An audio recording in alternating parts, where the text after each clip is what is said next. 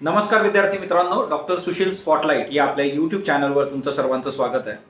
या लेक्चरमध्ये राज्यसेवा पूर्व परीक्षा जी आहे आपली 14 मार्चची, त्या अनुषंगाने एकंदरीतच आपण कुठल्या गोष्टींचा विचार केला पाहिजे किंवा आपण या काळामध्ये आता खरं तर 4 दिवस परीक्षेला राहिलेले आहेत। आजचा दिवस तुम्ही जर सोडलात तर त्या संबंधीची चर्चा करणार आहोत। बरेचसे विद्यार्थी जे आहेत त्यांची तशी रिक्वेस्ट होती, काही लोक पॅनिक होते, कुणाला टेन्शन आलेलं होतं। तर ह्या सगळ्या गोष्टी ज्या आहेत त्या आपण बघूया। तर एकंदरीतच एक गोष्ट लक्षात ठेवा, आपण सर्व माणसं आहोत, आपल्याला भावना आहेत आणि त्याच्यामुळे टेन्शन येणं ही गोष्ट स्वाभाविक आहे, नैसर्गिक आहे। पॅनिक होऊ नका। एकंदरीतच 2020 हे पूर्ण वर्ष जे आहे ते करोनामुळे जे आहे ते सर्वांसाठी चॅलेंजिंग होतं। परीक्षा जी आहे ती पोस्टपोन होत होती वारंवार आणि आता 14 मार्चची परीक्षा होणार आहे हे क्लिअर आहे। तर त्याच दृष्टीने काय बाबी महत्वाच्या आहेत त्या आपण बघूयात। त्यातल्या त्यात एक गोष्ट सर्वांनी लक्षात घ्या की आता कोरोनाचे पेशंट परत वाढायला लागलेत, त्यामुळे बऱ्याचशा शहरांमध्ये जे आहेत ते निर्बंध आलेले आहेत आणि 12 मार्चला वगैरे परत एक मीटिंग शासनाची होऊ शकते, तिथून परत काही निर्बंध लागले जाऊ शकतात। मग त्या सगळ्या याच्यामध्ये तुम्ही पॅनिक होण्याचं काही एक कारण नाहीये, कारण प्रशासनाने ही गोष्ट फार क्लिअर केलेली आहे की ज्या काही परीक्षा या काळामध्ये नियोजित आहे, जशी आपली राज्यसेवा पूर्व परीक्षा 14ला आहे, तर त्या अनुषंगाने प्रशासन आपल्याला हेल्प पण करणार आहे। म्हणजे प्रशासनाने तीही गोष्ट फार स्पष्टपणे सांगितलेली आहे, त्याच्यामुळे तुम्ही त्या गोष्टीचा विचार बिलकुल करू नका। फक्त एक गोष्ट फार महत्वाची आहे, ती म्हणजे काय की आता तुम्ही जे काही तुमचं सेंटर आहे, तर सेंटर 2019ला फॉर्म भरताना त्या तुम्ही जर पुण्यात असाल किंवा जी लोक कोल्हापुरात होती, ज्या ज्या शहरात विद्यार्थी अभ्यास करत होते किंवा त्यांना सोयीचं असं शहर होतं त्यांनी ते निवडलं होतं। पण नंतरच्या काळात करोना आणि त्याच्यामुळे सेंटर चेंज करण्यात आलेत, काही विद्यार्थ्यांनी ते केलेत, तोही एक वेगळा इश्यू आहे।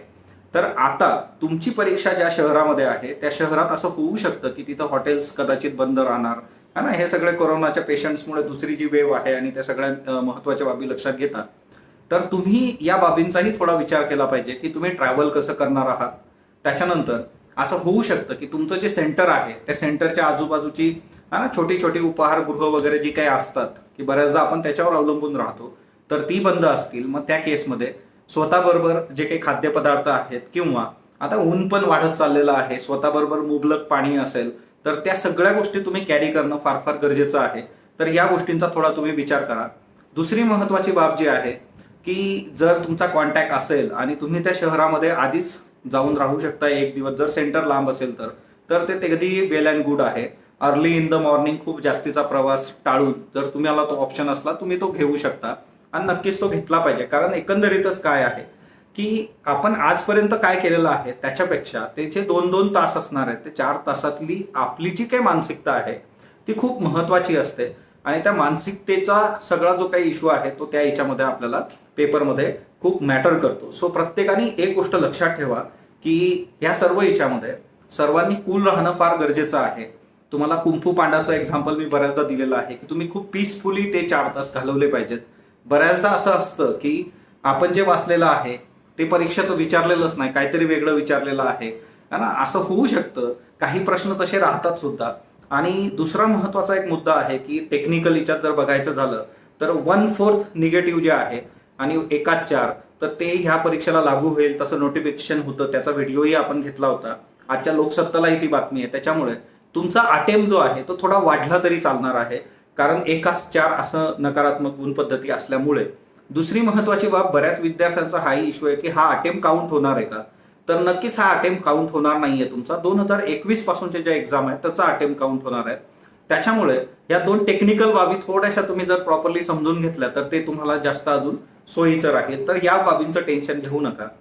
टेक्निकल मुद्दे जे आहेत ते फार क्लिअर आहेत। कदाचित असं असू शकतं की पेपरवर तुम्हाला परत 1-3 असंच ते छापलेलं असेल, पण आयोगाचं नोटिफिकेशन आहे आणि त्याच्यामुळे त्या गोष्टी होणार आहेत। तर नकारात्मक गुणपद्धती जी आहे त्या बाबतीत तुम्हाला एक फ्री हँड त्यांनी दिलेला आहे। तुमचा अटेम्प्ट जो आहे तो वाढू शकतो। जसं आपण सांगतो की जीएस मध्ये अटेम्प्ट किती असला पाहिजे, 85 प्लस मायनस असं जर तुम्ही बघितलं तर तिच्यात अजून एक 4-5 प्रश्न तुम्ही अजून फ्री हँड घेऊ शकता ना। सीसॅटच्या बाबतीमध्ये जे आहे ते 65 प्लस मायनस, पण सीसॅट मध्ये मी नेहमी एक गोष्ट सांगत आलेलो आहे की तिथं अॅक्युरेसी जास्त मॅटर करते। तुम्ही अॅक्युरेसीवर काम केलं पाहिजे रॅदर दॅन तुम्ही खूप जास्त अटेम्प्ट करताय आणि ते जर चुकत असतील जास्तीचे प्रश्न तर ते थोडं धोकादायक होतं। दुसरी महत्वाची बाब तर टेक्निकलीच्यात ह्या बाबी आहेत। आता या 3-4 दिवसात तुम्ही काय कराल, तर सगळ्यात महत्वाची गोष्ट पुरेपूर झोप घ्या, म्हणजे किमान दररोज एक 8 तास तुम्ही झोप घेतली पाहिजे. दुसरी महत्वाची गोष्ट की कुठल्याही नवीन सोर्सेसच्या मागे लावू नका. जे आधी वाचलेलं आहे त्या गोष्टी जर तुम्ही रिवाईज केल्या तर ते तुमच्यासाठी खूप हेल्पफुल राहील. बी पॉझिटिव्ह. तुम्ही खूप चांगला अभ्यास केलेला आहे, स्वतःवर विश्वास ठेवा. सगळ्यात बेसिक गोष्ट असते की तुम्ही स्वतःवर स्वतः ट्रस्ट करणं. ओके, तर हा एक खूप महत्वाचा मुद्दा आहे. बाकीच्यांनी तुमच्यावर ट्रस्ट करणं ही सेकंडरी बाब आहे, पण आधी स्वतःला स्वतःवर विश्वास असला पाहिजे. तुम्ही कुठल्याही पद्धतीने पॅनिक होऊ नका, स्ट्रेस घेऊ नका. कदाचित असं झालं असेल की तुमचं सेंटर आधी पुणे होतं, नंतर तुम्ही कोरोनामुळे घरी शिफ्ट झालात. So all are the sailing in the same boat. हे फक्त तुमच्याबरोबर होत आहे असं नाही. असे असंख्य विद्यार्थी आहेत की त्यांना हे प्रॉब्लेम्स फेस करावे लागत आहेत.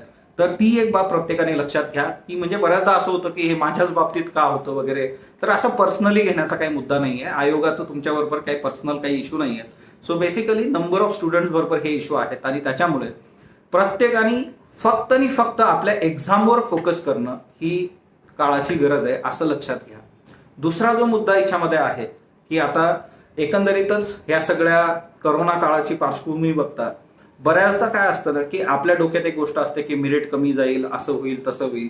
या सगळ्या गोष्टी बाजूला ठेवायच्या. क्लीन स्लेट जी काही असते ना, कोरी पाटी, त्या ह्याच्याने तुम्ही परीक्षेला सामोरं गेलं पाहिजे. दुसरा याच्यामध्ये एक मुद्दा आहे की तुमचं हॉल तिकीटची प्रिंट आहे ती तुम्ही प्रॉपर घ्या. त्या हॉल तिकीटवर तुम्हाला काही सूचना दिलेल्या आहेत. जसं आतापर्यंत परीक्षेला जात असताना आपल्यासाठी सोप्या सोप्या गोष्टी होत्या. म्हणजे फॉर एक्झाम्पल की काळा बॉल पॉईंट पेन आपण घेतला, आपलं हॉल तिकीट घेतलं, आयडी आहे, इट्स ओके. पण आता तुम्हाला मास्क असेल किंवा फेस शिल्ड असेल, सॅनिटायझर असेल, ह्या सगळ्या गोष्टींचा पण विचार तुम्हाला करायचा आहे.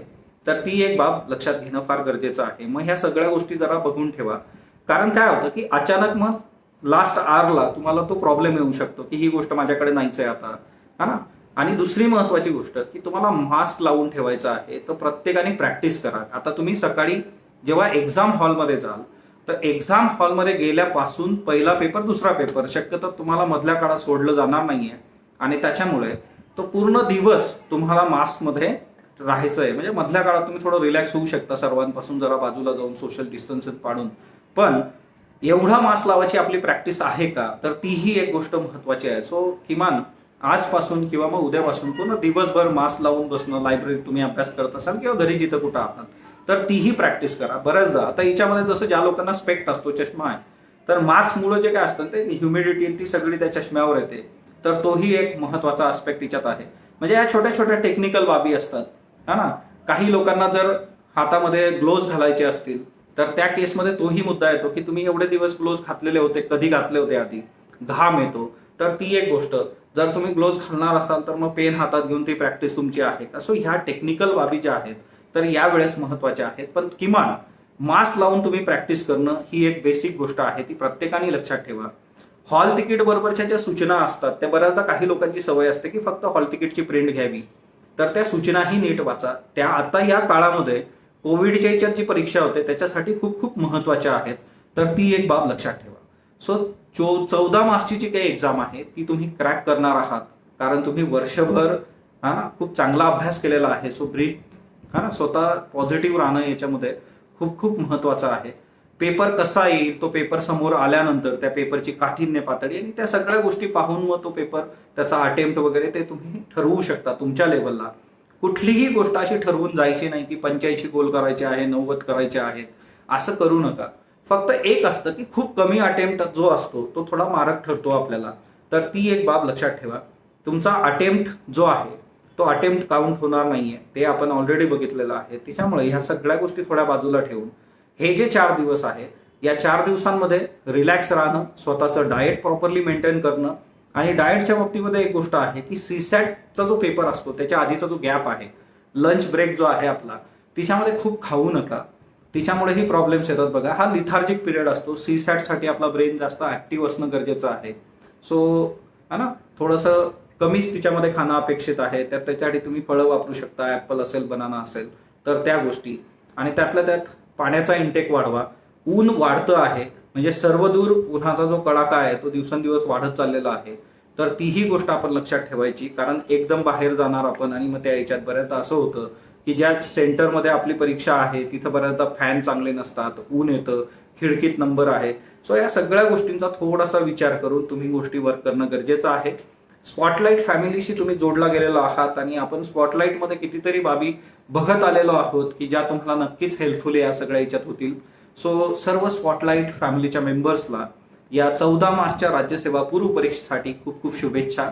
आणि याच्यानंतर आपण मेन्सच्याही गोष्टी खूप चांगल्या करूयात आणि सर्वांनी खूप चांगल्या याच्यानी आणि पॉझिटिव्ह ॲटिट्यूडनी या परीक्षेला सामोरं जा. धन्यवाद विद्यार्थी मित्रांनो. भेटूयात 14 नंतर. तुमची एक्झाम झाल्यानंतर तुमचे जे काही फीडबॅक्स असतील आणि त्याच्यासोबतच मग येत्या काळातली आपली मेनची सुद्धा प्लॅनिंग आपण खूप जोरात करणार आहोत. सो स्पॉटलाईट बरोबर जोडलेलं राहा. स्पॉटलाईटला लाईक करा, शेअर करा, सबस्क्राईब करा. धन्यवाद विद्यार्थी मित्रांनो.